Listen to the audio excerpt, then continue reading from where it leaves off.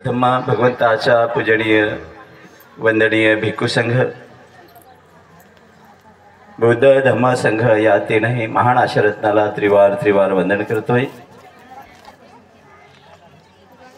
ज्याने आपल्याला भगवंताचा अनमोल असा हा सद्गम दिला ते सत्पुरुष महामानव बोधिसत्वा परमपूज्य डॉक्टर बाबासाहेब आंबेडकर यांच्या पावन पवित्र धम्मक्रांतीला हे जीवन समर्पित त्या बोधिसत्वाला हे त्रिवार अभिवादन करतो। सर्व महान सत्व आणि विभूतींच्या प्रति सद्भावना व्यक्त करून आपण सर्व उपस्थितांच्या प्रति मंगल कामना करतो आहे। आपण या ठिकाणी शेंदूरजना खुर्द जे आपण या ठिकाणी वास्तू निर्माण केली आणि त्या ठिकाणी भगवंताच्या रूपाची आज प्रतिष्ठापना भिक्खू संघाच्या हस्ते झालेली आहे आणि त्याचं औचित्य साधूनच त्याच निमित्तानं आपण सर्व या प्रसंगी या ठिकाणी उपस्थित आहात आणि या निमित्तानंच जे काही या ठिकाणी धम्मदेशना होतो आहे ते आपण आपल्या कानावर आणि मनावर घेण्याचा प्रयत्न करीत आहात।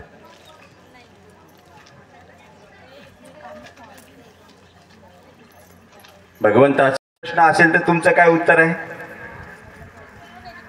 तुम्ही खरंच बौद्ध उपासक आहात का? होय की नाही? मुळीच नाही, खोटं बोललात। कोणी शिकवलं, कोणी सांगलं तर ते भगवान सम्यक संबुद्ध आहे। पण प्रश्न असा आहे की भगवान सम्यक संबुद्धावरती आम्ही बसलेलं जरी लोक आम्ही जरी म्हणत असू आम्ही बौद्ध उपासक आहोत, तर खरंच सांगावं की बुद्धाच्या प्रती तुमचा विश्वास किती आहे, बुद्धाच्या प्रती तुमची श्रद्धा किती आहे? आजही मी जर असं विचारलं मला याच्यामध्ये आम्ही आता घरी जातो ना, आम्ही आता दुसरी प्रक्रिया केली, आम्ही आता घरी नुसतं प्रोग्रामसाठी जात नाही, नुसतं दानासाठी जात नाही, घरामध्ये गेल्यानंतर पूर्ण घर उचलून काढतो। आता 90% घरामध्ये आम्हाला भलतंच काही दिसते, बुद्ध दिसतो फक्त समोरच्या घरामध्ये आणि आतमध्ये गुन्हा बाबा दिसतं। आतमध्ये तो काय इथलं ते हातकड्या बांध काय म्हणतो त्याला तो टाकळखेडचा तो बाबा दिसतं। आणि एवढंच नाही बाबा, 10 12 हाताच्या त्या आहेत ना शस्त्र घेतलेल्या देवी देवता, त्याही आम्ही घरामध्ये लपून ठेवतो आहे। आमच्याकडे पोतेचे पोते भरले, आमच्या विहारामध्ये येऊन बघावा, सर्व पोतेचे पोते आम्ही तुमच्याच घरातून काढलेले, आम्ही इतर लोकांच्या घरात नाही गेलो। त्यांचा धर्म सांगते ते त्याचं पालन करत नाही करतो त्यांचा भाग आहे, पण आम्ही जेवढ्या आमच्या विहारामध्ये पोती भरलेली आहेत ना ती सर्व पोती तुमच्याच घरातून काढलेली आहेत। उकरू आणखी अधून मधून एखाद्या वेळेस चक्कर मारली तर परत विकत आणून त्यांना घरामध्ये ठेवलेली आहे, परत विकत आणून घरामध्ये ठेवलेली आहे। बघा प्रश्न असा आहे, हे जर असं होत असेल, आम्ही अशा लोकांना घरामध्ये ठेवतो की त्यांनी आम्हाला माणुसकीचं जीवन काय त्यालाच कळलेलं नाही, तर त्याच्याकडनं तुम्ही कोणती प्रेरणा घेणार आहात? आणि ज्यानं आम्हाला एवढं मोठं जीवन बहाल केलं त्याचा आम्ही सन्मान करत नाही, फक्त जयभीमपुरत्या म्हणण्यापुरता आपण बाबासाहेबाला ठेवलं, त्याच्या पलीकडे बाबासाहेबांनी जे तुम्हाला सांगितलं त्याच्यावर आमचं लक्ष आहे का? नाही आहे। बाबासाहेबांनी काय सांगितलं तुम्हाला? हे जीवन जगण्याची पद्धती कोणाच्या पासून सांगितली, कोणाकडून घ्या, काय दिला भगवंताने आम्हाला? बाबासाहेबांनी तुम्हाला धम्म दिला भगवंताचा, आणि भगवंताचा धम्म कशासाठी दिला की तुम्ही जीवनामध्ये समृद्ध झाला पाहिजे, जीवनामध्ये सर्व दुःखातून, सर्व भयातून, सर्व रोगातून, सर्व विकारातून तुम्ही मुक्त झाला पाहिजे। आणि बाबासाहेबाला माहित होतं माझ्यानंतर माझा जो समाज आहे, माझा जो समाज आहे याला सुखी आणि समृद्धी आणि याची रक्षा जर कोण करणार असेल तो भगवंताचा धम्मच करणार आहे। म्हणून त्यांनी बाबासाहेबांनी जायच्या आधी बघा तुम्हाला भगवंताच्या ओटीमध्ये नेऊन टाकलं ना, पण तिथेही तुम्हाला सारखं सुधारायता येत नाही, तिथेही सारी गडबडच चालू आहे। ते एक बघावा की म्हणते जी बस आम्ही थोडकंच बोलतो मला पण जायचंय, मलाही जायचंय। बघा मी प्रशिक्षणामधलं भिक्षू आहे, 3 4 तासाचं माझं प्रवचन असतो आहे, परिपूर्णपणे डोक्यात बसवल्याशिवाय त्याला उठू देत नाही असे आमचे प्रशिक्षण असतात। त्याचं परिवर्तन घडवण्यासाठीच आम्ही या ठिकाणी या जीवनामध्ये आलं, परिवर्तन करून घेतल्याशिवाय आम्ही आमच्या शिबिरातून त्याला जाऊ देत नाही। बदलूनच त्याला पाठवतो आम्ही. अनेक गुन्हेगारांना आम्ही अत्यंत सुंदर सुंदर जीवन प्राप्त करून दिलेलं आहे. अनेक गुन्हेगारांना, समजलं का? आता खूप छान असं सुखद असं जीवन ते जगत आहे. आणि म्हणून बघा, मला काही कमी वेळामध्ये फारसं खूप काही बोलता येणार नाही. तुमच्यासमोर बंदीजी आहेत, आणखी बोलणारे आहेत, आणखी आणि वेळ फार कमी आहे, म्हणून मी तो फक्त मोजकं तुम्हाला एक सांगता आहे. आम्ही चुकत कुठे आहे, आम्ही दुःखी का आहे, आम्ही भयग्रस्त का आहे, आमच्यामध्ये हे म्हणजे हे अजून आम्हाला नाही कळलं, म्हणून ते तुम्हाला कळलं पाहिजे, ते तुम्हाला समजलं पाहिजे, म्हणून मी या ठिकाणी तुम्हाला सांगतोय. बघा, मी श्रद्धेवरती बोललो. तुमच्याकडे भगवान बुद्धाची जर श्रद्धा असते तर बौद्ध, तुम्ही आपण जे काही बौद्ध आपण म्हणतोय, 90% घरामध्ये बुद्धाच्या व्यतिरिक्त सैतानांचं फोटो किंवा सैतानांचे मूर्त्या घरामध्ये दिसल्या नसत्या. म्हणजे अजूनही तुमचे विश्वास बुद्धावर नाही आहे, त्या लोकांवर आहे की ज्यांना स्वतःचं शेमूळ नाही पुसता आला. आम्ही साक्षीदार आहोत गुणाबाबाचे. म्हणून फक्त तो पागल होता म्हणून त्याला अटक नाही केली, नाही तर तो जेलामध्येच मेला असता. समजलं का? पहिल्यांदा त्याचं ट्रीटमेंट केलं, आणि ट्रीटमेंट केल्यानंतर मेडिकल केल्यानंतर तो मानसिक रुग्ण दिसला, आणि म्हणून त्याला सोडून दिलं त्या गुणवंत बाबाला, नाही तर त्याला त्या मरेपर्यंत तो जेलात राहिला असता. हे लक्षात घ्या. असे कितीतरी बाबा आम्ही जेलात टाकले आणि जेलातच मरण पावले, आणि तेव्हापासून लय बाबा कमी झाले. समजलं का? तर अशा लोकांना ज्यांना स्वतःचं म्हणजे बघा स्वतःची घाण धुता आली नाही, त्या घाणेच्या हातानं स्वतःही खाल्लं आणि त्याच्या हातावरलं भक्तांनी भक्त खातात. म्हणजे किती भयानक परिस्थिती आहे.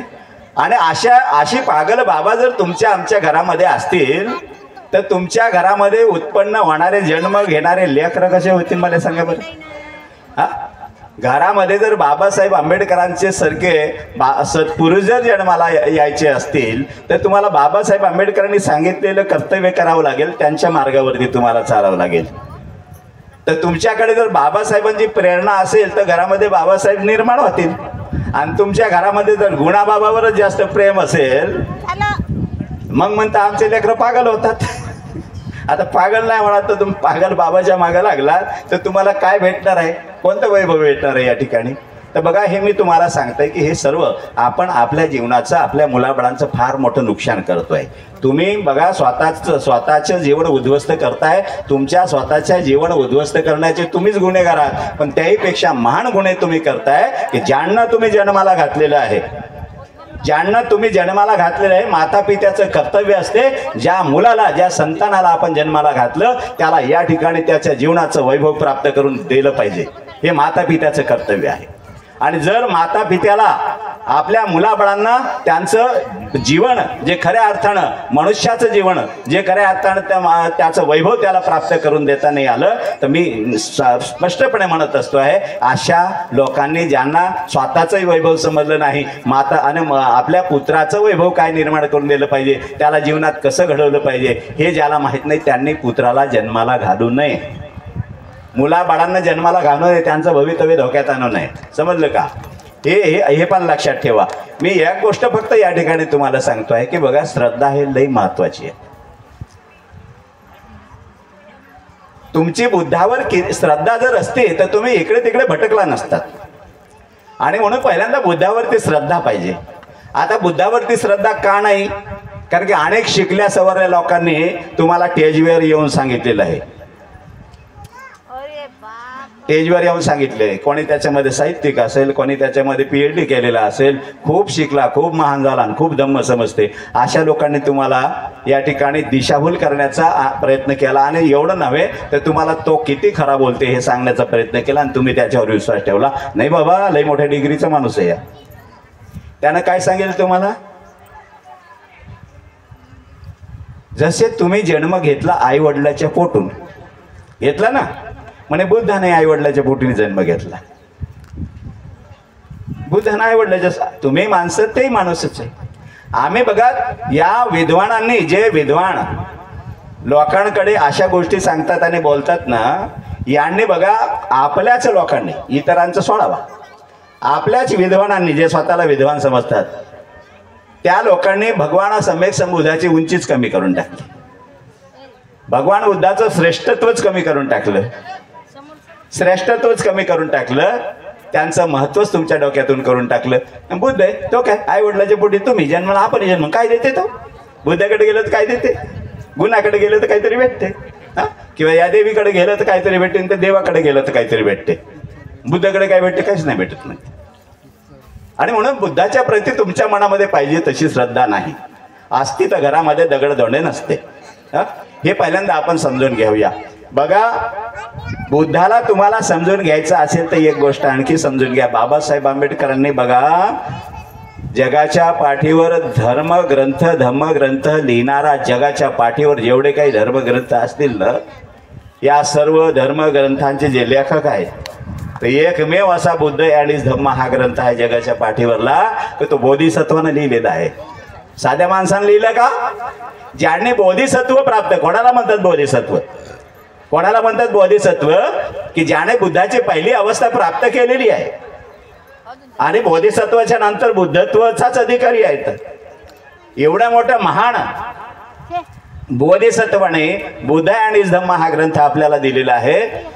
अख्खं त्रिपिटक इथे नाही तिथे तिथे नाही, सर्व जगाच्या कानाकोपऱ्यात असलेलं त्रिपिटकाचा शोध आणि बोध घेऊन तुमच्या समोर बघा अगदी पिंजून काढून एक सुंदर असा छोटासा ग्रंथ बाबासाहेबांनी दिला. फक्त एवढा ग्रंथ जरी आपण आपल्या डोक्यात घातलं ना, समजून घेतलं ना, तर बघा या जीवनाचं सोनं झाल्याशिवाय राहत नाही. पण आम्ही पाहतोय की त्या ग्रंथामध्ये त्या ग्रंथालाही समजून घेणाऱ्यांची संख्या फारच कमी आहे. समजलं का? आणि सांगत असताना फार मोठ्या त्याच्यातूनही चुका होतात. अनेक गोष्टीचे संभ्रम त्याच्यामध्ये निर्माण करण्याचे प्रयत्न होतात आहे आणि कधी कधी सांगणारा शंका निर्माण करतो त्याच्यामध्ये. बाबासाहेबांनी लिहिलेले ग्रंथ आहे, जेवढे काही संदर्भ बाबासाहेबांनी दिले आहेत, या सर्व संदर्भ अत्यंत डोळ्यात तेल घालून आपण वाचले पाहिजे आणि अत्यंत एकाग्रतेनं ते आपण लक्षात घेतले पाहिजे. असे संदर्भ अभ्यासपूर्ण बाबासाहेबांनी त्याच्यामध्ये दिलेले आहेत. बघा, एक प्रसंग मी त्याच्यातलं सांगतो आहे. बाबासाहेबांनी बुद्धाचं महत्त्व तुमच्याकडे ठेवत असताना त्याच्यामध्ये द्रोण नावाचं एक प्रसंग आलेला आहे. आल्याने वाचत असताना तुम्ही ग्रंथ, द्रोण नावाचा ब्राह्मण आहे आणि तो द्रोण नावाचा जो ब्राह्मण आहे, बघा भगवंत रस्त्याने वाटेने चाललेले आहेत आणि काही अंतरावरून द्रोण नावाचा ब्राह्मण त्याच मार्गाने येतो आहे.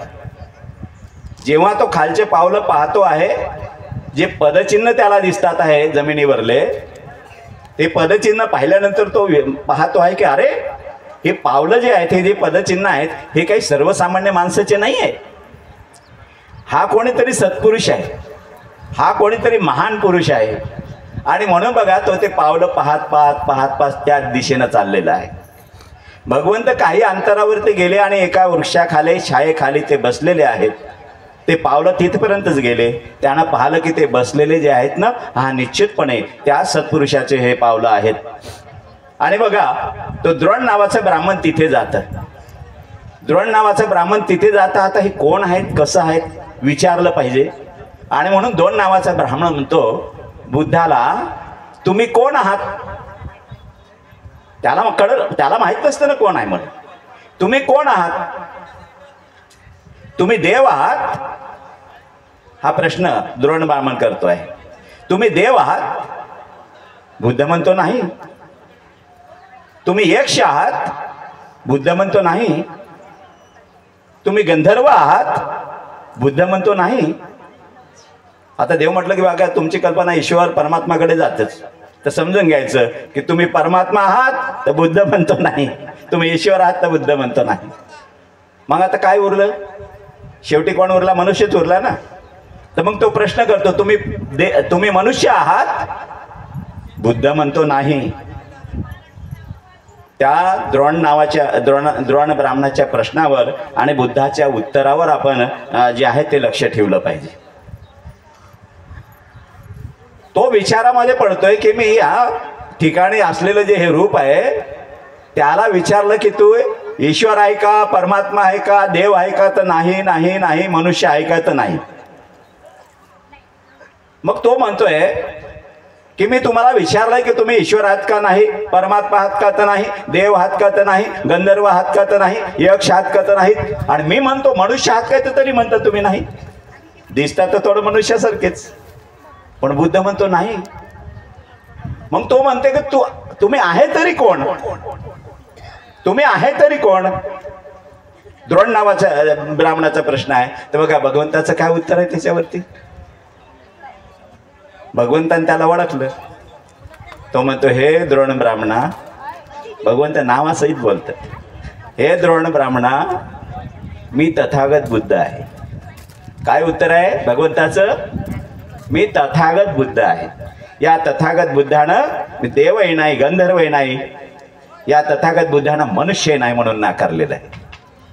तो तथागत बुद्ध आहे. आम्हाला तो तथागत बुद्ध समजला असला पाहिजे. त्याला माणूस, सामान्य माणूस नाही समजायचं. बुद्ध म्हणे आई वडिलांच्या पोटात जन्मला. बुद्धाने जन्म घेतला का? बुद्धाच्या आईचं काय नाव आहे? महामाया. सटकन सांगतोय. वडिलाचं काय नाव आहे? हा, इथंच सारा ऐकलं. महामाया आणि सिद्धार्थांच्या परिवारामध्ये आई वडिलांच्या पोटी जन्मलेला तो सिद्धार्थ होता. तो बुद्ध नव्हता. तो बुद्ध नव्हता. जरी बुद्धत्व प्राप्त करण्यासाठीचं जे रूप असेल ते, तरी तो तेव्हा बुद्ध नव्हता ना. बुद्धत्व प्राप्त करण्यासाठी मेहनत घ्यावी लागली, त्यांना कष्ट घ्यावे लागले, तप करावा लागला आणि स्वतः त्याच्यामध्ये ते सिद्ध झाले आणि बुद्धत्व प्राप्त केलं. बुद्धत्व प्राप्त केलं. बुद्धत्व त्या सिद्धार्थ गौतमानं प्राप्त केलं. बुद्ध कोण्या आई वडिलाच्या पोटी जन्माला येत नसते. बुद्ध ह्या ठिकाणी उत्पन्न होत असते, स्वतःमध्ये बुद्धत्व प्राप्त करत असते. त्याला बुद्ध म्हणतात आहे.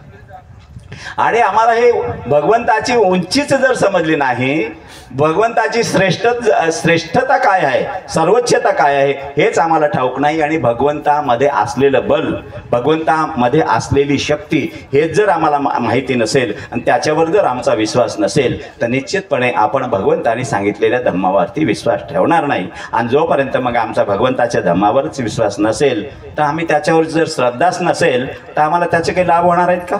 नाही आहे. आणि म्हणून बघा की मनुष्य हा प्रज्ञावंत असलाच पाहिजे. तर प्रज्ञावंत असला पाहिजे. तर प्रज्ञावंत माणूस केव्हा होते? त्याला प्रज्ञाबल प्राप्त करावं लागतं ना. प्रज्ञाबल प्राप्त करावं लागतं ना. बल शक्ती आहे ना ही. प्रज्ञाबल जर त्याला प्राप्त करायचं आहे, तर प्रज्ञाबल कसं प्राप्त होते? त्याच्या आधी कोणतं बल प्राप्त करावं लागते? त्याच्या आधी समाधी बल प्राप्त करावं लागते. समाधी बल प्राप्त केलं तेव्हा प्रज्ञाबल प्राप्त होत असते. मग समाधी बल प्राप्त करायच्या आधी काय, कोणतं बल प्राप्त करावं लागते? तर म्हणे स्मृती बल प्राप्त करावं लागते. स्मृती बल प्राप्त केलं तर समाधी बल प्राप्त होते. समाधी बल प्राप्त केलं तर प्रज्ञाबल प्राप्त होते. आणि मग स्मृती बल प्राप्त करण्याच्या आधी काय बल प्राप्त करावं लागते? तर म्हणे वीर्य बल प्राप्त करावं लागते. वीर्य बल प्राप्त करावं लागते. आणि मग वीर्य बल प्राप्त करण्याच्या आधी श्रद्धा बल प्राप्त करावं लागते. जोपर्यंत मनुष्यामध्ये श्रद्धाबल उत्पन्न होत नाही, तोपर्यंत तो वीर्यवान सुद्धा होत नाही. वीर्यबल सुद्धा त्याच्यामध्ये प्राप्त होत नाही. जोपर्यंत वीर्यबल त्याच्यामध्ये प्राप्त होत नाही, तोपर्यंत त्याच्यामध्ये स्मृतिबल जागत नाही. जोपर्यंत त्याच्यामध्ये स्मृतिबल उत्पन्न होत नाही, तोपर्यंत तो त्याच्यामध्ये समाधीबल उत्पन्न होत नाही. जोपर्यंत त्याच्यामध्ये समाधीबल उत्पन्न होत नाही, तोपर्यंत तो प्रज्ञावंत होत नाही. उगीच प्रज्ञावंताच्या गप्पा मारू नये. उगीच प्रज्ञावंताच्या पुस्तकातून वाचलं, पुस्तकातून वाचून सर्वांना सांगता येते. समजलं का? अंतर मनामध्ये भिनलं गेलं असलं पाहिजे.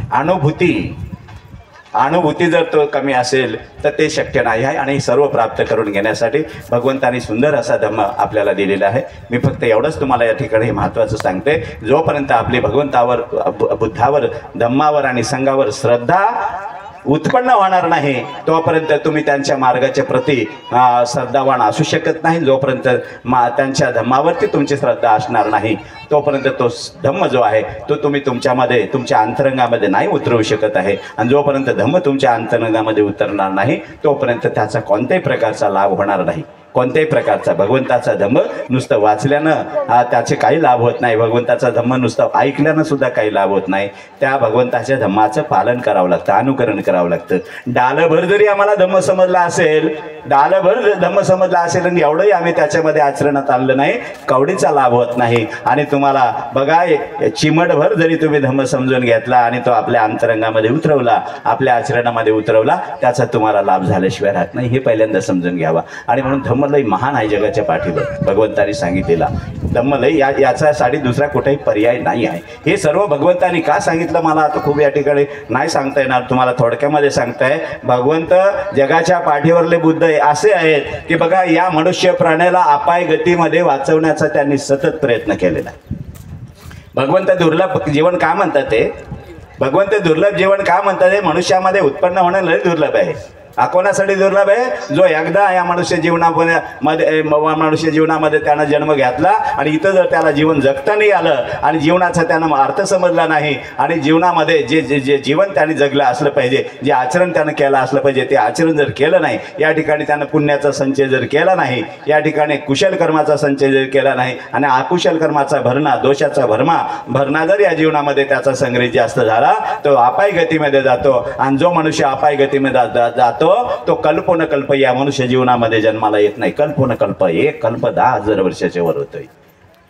आणि ही भीती हे भीती नाही म्हणणं, हे सर्व माहिती कोणाला बुद्धाला होतंय. आणि म्हणून बघा जगाच्या पाठीवर मनुष्य प्राण्याला कोण्या ईश्वरानं वाचवण्याचा प्रयत्न केला नाही अपायगतीपासून, कोण्या परमात्मानं वाचवण्याचा प्रयत्न केला नाही सांगितले नाही तुम्हाला, कोण्या देवाने तो प्रयत्न केला नाही सांगत नाही तुम्हाला. जगाच्या पाठीवर एकमेव जर कोण असेल तर भगवान सम्यक संबुद्ध आहे की हा मनुष्य जो आहे मनुष्य जीवनामध्ये जन्माला आला हा परत अपायगतीमध्ये जाऊ नये, हा सतत सद्गतीमध्ये उत्पन्न झाला पाहिजे, सतत सद्गतीमध्ये उत्पन्न झाला पाहिजे. एक दिवस ज्याला निर्वाणाची पहिली अवस्था प्राप्त झाली पाहिजे तो श्रोतापती झाला पाहिजे, त्याच्यानंतर त्याला दुसरा अवसर प्राप्त झाला पाहिजे तो सकृतागामी झाला पाहिजे, त्याच्यानंतर निर्वाणाच्या तिसऱ्या अवस्थेमध्ये तो पोहोचला पाहिजे, तो अनागामी अवस्थेमध्ये पोहोचला पाहिजे. आणि एक या प्रवासामध्ये एक क्षण एक दिवस त्याचा निश्चितपणे आला पाहिजे.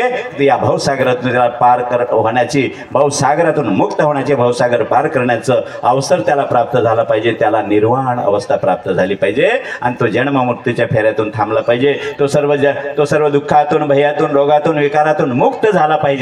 असं अनमोल असं जीवन त्याला प्राप्त झालं पाहिजे. हे जगाच्या पाठीवर कोण्या ईश्वरानं हा विचार केला नाही मनुष्यासाठी, कोण्या परमात्मानं विचार केला नाही. हा एकमेव जगाच्या पाठीवर जर कोण असेल तर तो भगवान सम्यक संबुद्ध आहे. हेच आम्हाला समजलं नाही आणि म्हणून आमची गत अशी आहे. ते आम्हाला समजलं असलं पाहिजे, ते आम्हाला समजलं असलं पाहिजे. आणि म्हणून बुद्धाला हे मनानं समजून घ्यावं लागतं आणि मनामध्ये ठेवावं लागतं. त्यांचं संपूर्ण सांगितलेलं आचरण हे अंतःकरणामध्ये उतरवावं लागतं, अंतरंगामध्ये उतरवावं लागतं. त्या पद्धतीनं आपलं जर आपण जीवन जगलं निश्चितपणे. आणि म्हणून भगवंताचं धम्म तर लई गहन आहे, लई कठीण आहे. भगवंत तुम्हाला धम्म द्यायला तयार नव्हते. जेव्हा बुद्धत्व प्राप्त झालं सर्वांचं कल्याण होणारा जो धम्म आहे तो त्या धम्माचा त्यांना आविष्कार झाला तर तो धम्म द्यायला तयार होते का तुम्हाला पहिल्यांदा? नाही, नव्हते ना.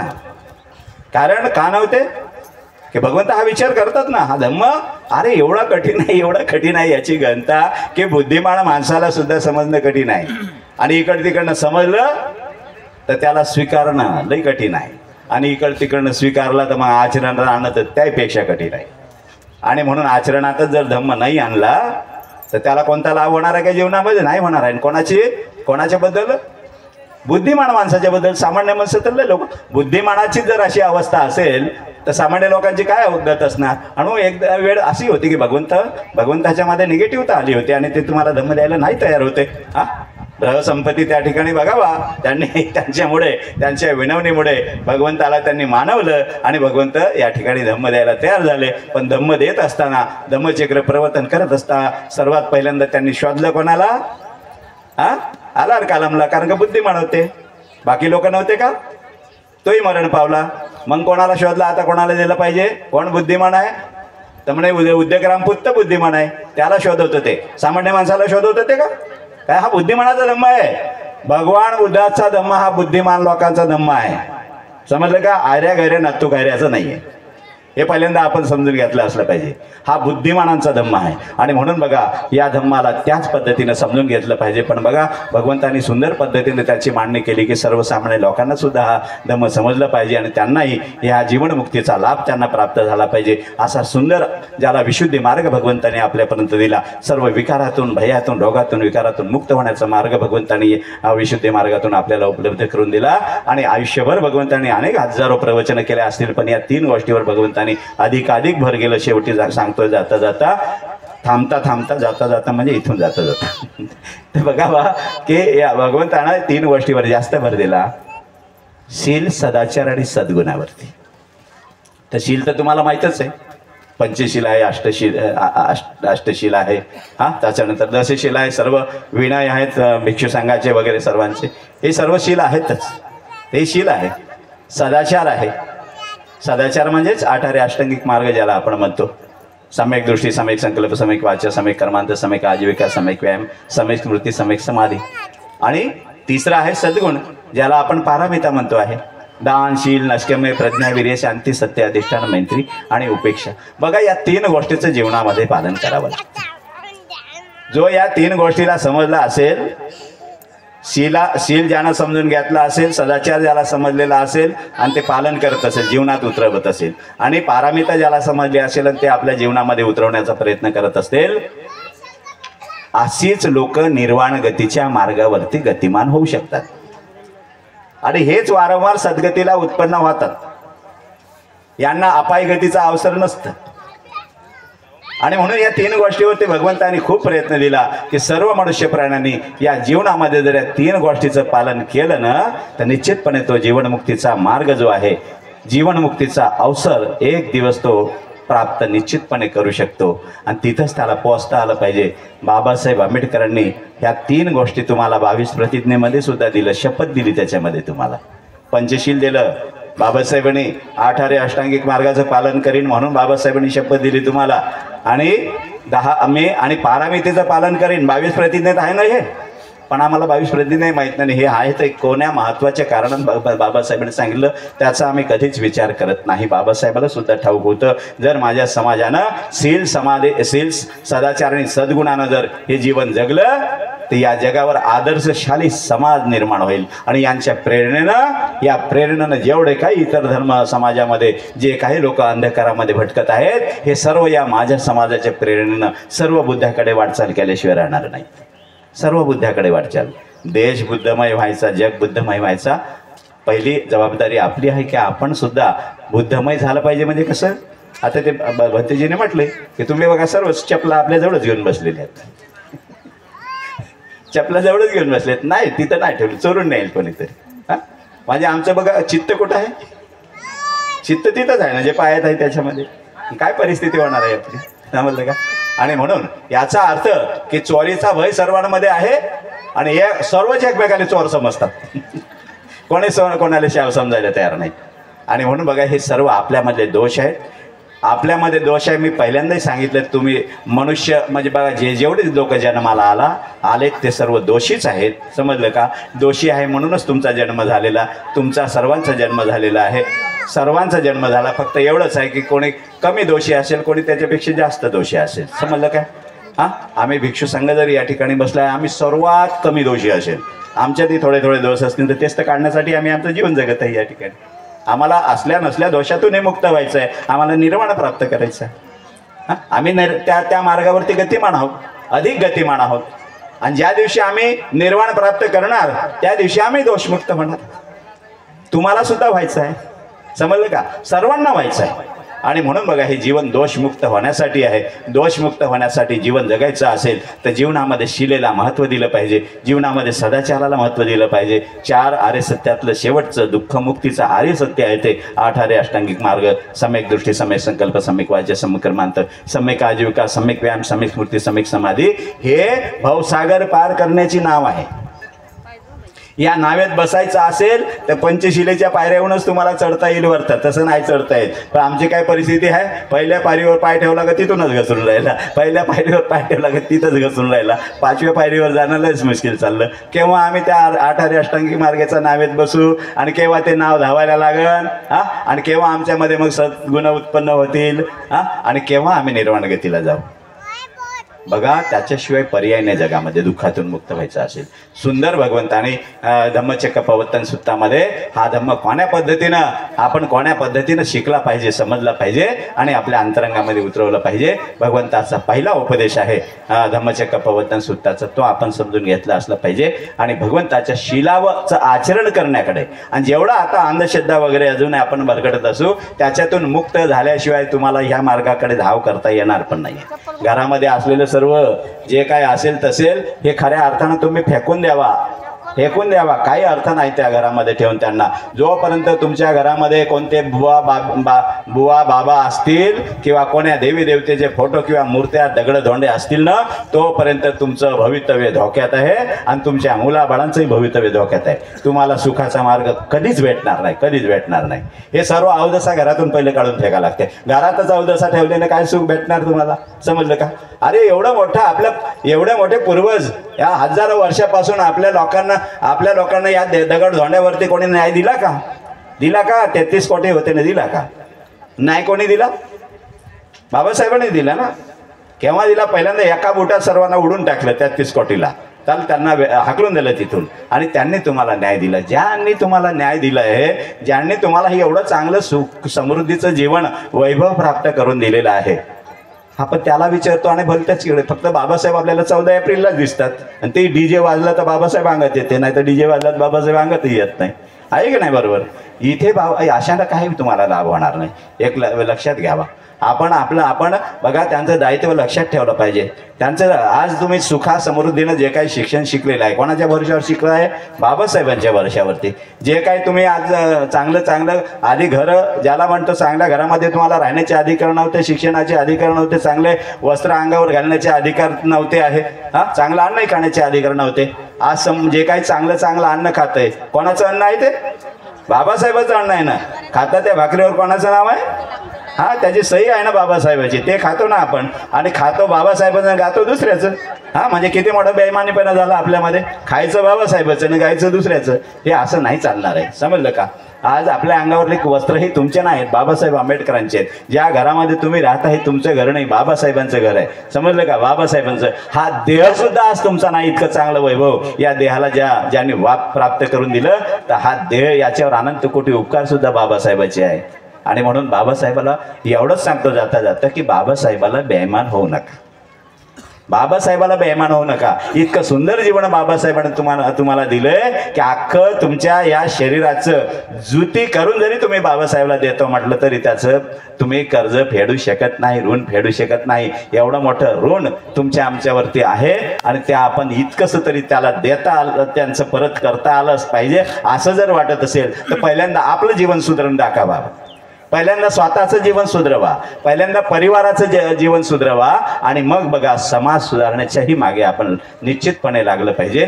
आणि खऱ्या अर्थानं तेच बाबासाहेबांचं खरं स्वप्न आणि तेच बाबासाहेबांचा जो संकल्प आहे तो पूर्ण करण्यासाठी आपण हे जीवन जे आहे निश्चितपणे समर्पित केलं पाहिजे. आणि ते तुम्ही करावं. जे काय अंधश्रद्धा असेल ते सर्व काढून टाकावी. घरातले अजूनही देवदेवता आहेत, आम्ही काढत आहोत, पोत्याचे पोते भरले म्हणून सांगत आहे तुम्हाला. खरंच तुम्ही ते सर्व काढून टाकावा. निष्कलंकित जीवन जगा, अंधकारातून मुक्त व्हावा. एवढंच या निमित्तानं मी निश्चितपणे सांगतो. आणि जे काही आपण या ठिकाणी भगवंताच्या रूपाची प्रतिष्ठापना केली ते आज आणि 2-4 दिवस चालेल आणि त्याच्यानंतर त्याला लॉक नाही लागलं पाहिजे, समजले का? आणि एकदा आम्ही पाहतोय काही खेड्यातल्या विहाराला तो लॉक कधी उघडतो? 14 एप्रिलच्या आधी 13 किंवा 12 एप्रिलला उघडतो, समजलं काय? आणि त्या दिवशी मग सर्वजण जमा होऊन अति घमेले कचरा काढतात त्याच्यातून. ही परिस्थिती आहे. आम्ही पाहिलं, स्वतः उभं राहून पाहिलं आम्ही, समजलं का? म्हणून तुम्हाला सांगता आहे. आणि मग जास्तीत जास्त मग ते बुद्ध जयंतीला तर फारच कमी, समजलं का? बुद्ध जयंतीला नाही, आमच्यामध्ये 14 एप्रिल अंगात खूपच येतं. त्याच्यानंतर मग काय बुद्ध जयंती तर कुणीकडे जायते काय जाते तर अनेक लोकांना माहिती होत नाही. आणि म्हणून बघा, हे सर्व आपल्याला या सर्व गोष्टीतून समोर आलं पाहिजे, बाहेर आलं पाहिजे, निघालं पाहिजे. आणि अत्यंत श्रद्धेनं बुद्धावरती पहिल्यांदा विश्वास ठेवा, त्यांच्या धम्मावरती विश्वास ठेवा. जो बुद्ध धम्म संघावरती विश्वास ठेवतो त्यांचं जीवन हे खऱ्या अर्थानं सार्थक होतं. आणि खऱ्या अर्थानं तोच या भवसागरातून मुक्त होण्याचा अवसर प्राप्त करण्याचा अधिकारी बनतो आहे. तो अधिकार तुम्ही सुद्धा निश्चितपणे बनला असला पाहिजे. आपण या ठिकाणी आलात आणि या ठिकाणी जे काही मी आयोजकांनी मला बोलावलेलं या ठिकाणी आणि बोलण्याची पण या ठिकाणी थोडी संधी भेटलेली आहे. मी जे काही बोललं असेल ते निश्चितपणे आपण समजून घ्यावा, अंतर्मनाने समजून घ्यावा आणि निश्चितपणे त्या पद्धतीनेच आपलं जीवन जगण्याचा प्रयत्न करावा. सर्वांच्या जीवनामध्ये सुख समृद्धी प्राप्त हो, सर्व दुःखातून, भयातून, रोगातून, विकारातून मुक्त होण्याचा अवसर सर्वांना प्राप्त हो. सर्वांच्या प्रती मंगलाची कामना करतो आहे. भवतु सर्व मंगलम, भवतु सर्व मंगलम, भवतु सर्व मंगलम.